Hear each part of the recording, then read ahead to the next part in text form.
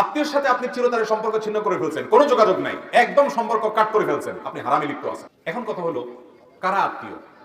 এর উত্তর হলো যে আত্মীয়ের সাথে সম্পর্ক রক্ষা করা ফরজ, সম্পর্ক ছিন্ন করা হারাম, তারা হলো রক্ত সম্পর্কীয় আত্মীয়। যাদের সাথে আপনার ব্লাডের সম্পর্ক আছে, রক্ত সম্পর্ক আছে, এই আত্মীয়ের মধ্যে এক নম্বরে চলে আসে বাপ এবং সন্তান, মা, বাপ মা এবং সন্তান। কারণ বাপ মার সাথে সন্তানের সম্পর্ক একেবারে সরাসরি রক্তে। এরপরে হলো ভাই বোন, তারপরে ভাতিজা ভাতিজি, তারপরে চাচা ফুফু, দাদা দাদি, এরা সব রক্ত সম্পর্কীয়। তারপরে মায়ের দিককার মা, খালা, মামু, তারাও মায়ের দিককার আত্মীয়।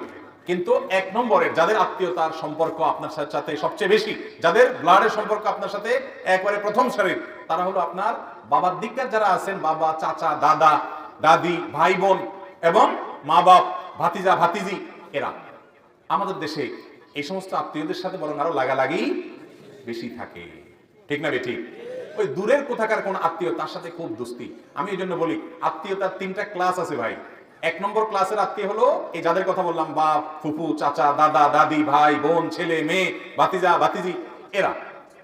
আর দুই নম্বর বা দ্বিতীয় শ্রেণীর আত্মীয় হলো মায়ের দিককার যারা আছেন, মামু, খালু, আরে মামু, আপনার খালা, তারপরে আপনার নানা নানি, এরা। আর তিন নম্বর আত্মীয়, অর্থাৎ থার্ড ক্লাস আর কি, থার্ড ক্লাসটা বললাম না, তিন নম্বর হলো শ্বশুর বাড়ি।